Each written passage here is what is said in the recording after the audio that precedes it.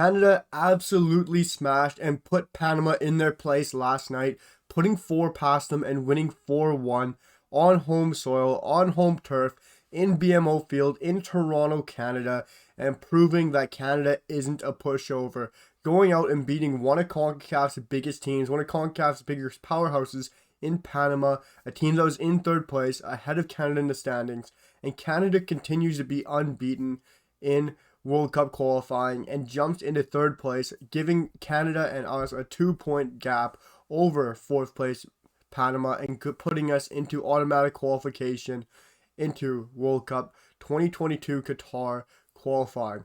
This is massive for Canada and the national team, showing that we're not a pushover and showing that we are still a legitimate team. After tying Mexico away, after tying Jamaica away, and coming home in a must-win game over Panama and winning confidently without a doubt was absolutely massive for the Canadian national side.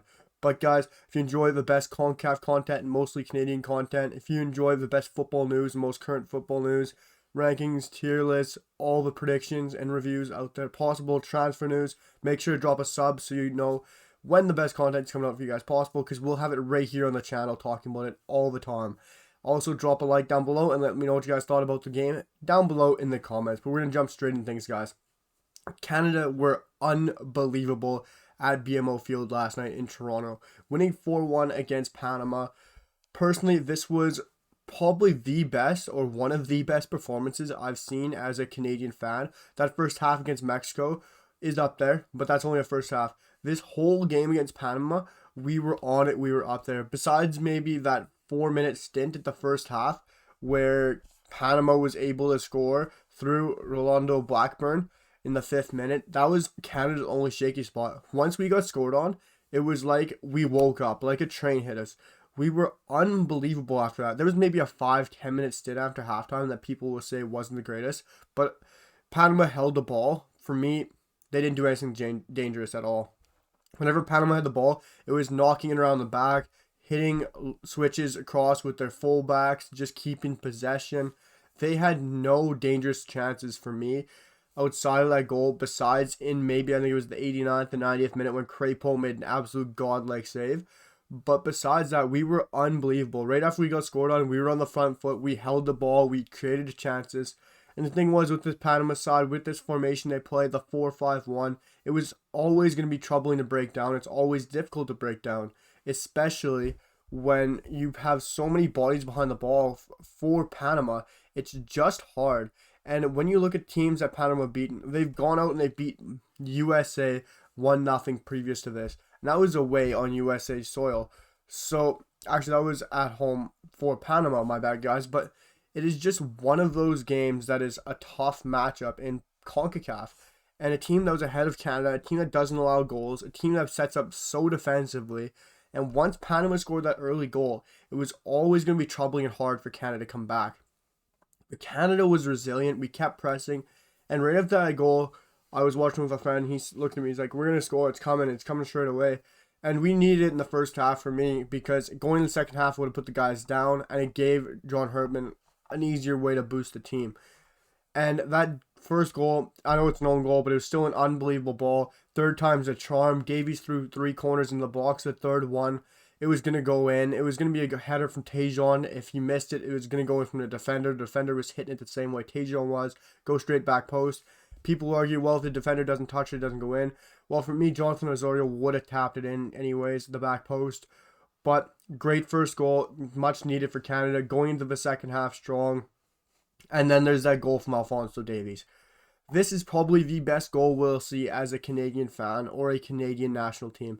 This is by far the best goal I've ever seen as a Canadian fan, as my time watching. I know there's going to be more to come, but this goal was special. People around the world will probably see this, and Bayern Munich fans will probably love this as well. But this was unbelievable what Alphonso Davies was able to do. He ran 80 yards across the field to keep the ball in play. And I know the Panama player was saying it's out, but the whole of the ball needs to be out and across the line. Even a sliver keeps it in. And Alphonso got there in an amazing fashion, so quick, so fast. He is the true beep beep, as Thomas Muller would go.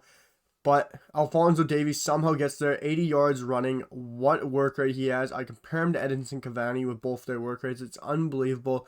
Davies gets there after 80 yards. It's 2v2, him and Tajon. Tajon makes a good run to bring the one defender, and it's a 1v1. Davies is always going to sell his defender. And it was a beautiful finish from Alphonso Davies. And we just scored some unbelievable goals. And if you look at who's on the score sheet for us, Alphonso, an assist from Jonathan David to Tajon. And then you look at who else is on the score sheet. You have Richie Larea assisting Jonathan David. It's all of our best players, all of the guys who we know can contribute. And we've had trouble scoring lately. We haven't scored lots of goals. And this is so massive and so important for the Canadian national side, is that we scored so many goals. And not the fact that we scored goals, it's the fact that we had Davies, the fact that we have Tajon, David, Richie Larea, these big name guys that we know and we need to score, were on the score sheet, and it really picks their heads up. Because without the likes of Kyle Larin in there, our top goal scorer, without the likes of Atiba Hutchinson, our best defensive midfielder, without the likes of our number one goalkeeper, Milan Boyan, we were still an unbelievable side, and nobody could still beat us. Likes of Mexico away, likes of Jamaica away, and the likes of Panama at home. And this is huge, going into the big stretch come November international break. For me, people say the international break sucks. I'm more excited for the November international break than I am to watch my club Manchester United right now. Because Manchester United doesn't mean as much for me right now as my international side. Because I've never seen Canada play this well. But Canada has 2 huge games at home coming up in November. And we have a massive advantage against Costa Rica. That is a must-win game. And these are both being played in Edmonton. And I know a lot of fans maybe in Europe, in other places of the world who don't understand CONCACAF football as much. Edmonton, Alberta is going to be extremely freezing cold come November. You're going to probably see snow. You might have snow being shoveled off more than likely. Fans are going to be freezing. If you can understand what it's going to be freezing cold, our Canadian players will be used to that kind of freezing cold temperatures. But can you imagine a warm Costa Rican side coming in to play us at home in Edmonton without a dome, where they're going to have to be shoveling, where it's going to be a cold field? It is going to be perfect home territory. And Davies is going to thrive at home in his hometown, Edmonton. And Canada needs to take these 6 points at home to Costa Rica. That's a must win. And for me, Mexico, I've never would have said this, but I think we can beat them. We should have beat them away at the Azteca, and I think we can beat them at home with our kind of weather conditions, with it being in Edmonton. I love how we plan these games in Edmonton because it just gives us another edge. I know Toronto would have still given us an edge with the fan base, with everything there, but Edmonton's going to have a huge fan base, a massive stadium, and it's going to be cold. It'll be really cold, and I'd love to see how the Mexican and Costa Rican players are going to like that, or their federations, because I do not think those players will be able to keep up with that kind of a pace.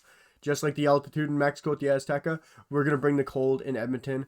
But Canada looks unbelievable without our 3-star players, Atiba Hutchinson, Kyle Larin, and Milan Boyan.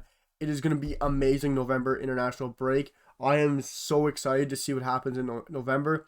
I could care less about the Premier League right now. Of course I love it. Of course I'm going to follow it. Of course I'm going to give you guys the best content and watch every single game in Serie A, in the Bundesliga, in the Premier League. But I am more excited for the international break come right now, guys, because CONCACAF is just getting heated up. And I'll just round up the table before I wrap up the video here, guys. We'll start from the bottom. Honduras is on 3 points. You have El Salvador on 5. Even 7th place right now, guys, it's in for a shout. 7th place, El Salvador, a win gets you tied for 4th, which is a playoff game. Jamaica on 5. Who would have thought? But Jamaica are picking up steam now with a draw and a win just last night. Costa Rica is on 6. And you have Panama in 4th, holding that playoff spot, which is not an easy spot because you have to play Oceanic, New Zealand, which is more than likely. You have to play that team in Asia in the playoff, EU, or South Africa. So it'll be so interesting, the playoff spot. That is why I don't want to see Canada in there. Canada wraps up the automatic qualification spots in 3rd with 10 points and tied for most goals scored in CONCACAF. USA on 2nd place with 11 points, and Mexico leading the top with 14 points. Canada, USA, Mexico are looking pretty solid with a nice gap into the qualification and into the November international break. But guys, I know it's becoming a longer video. Let me know what you guys think about the Canadian national team, this international break and what you guys think is going to happen in the future and how we played this international break against like Mexico, Jamaica, and most notably Panama. Let me know what you guys think down below in the comments. Drop a sub, drop a like, and I'll see you guys in the next one. Peace.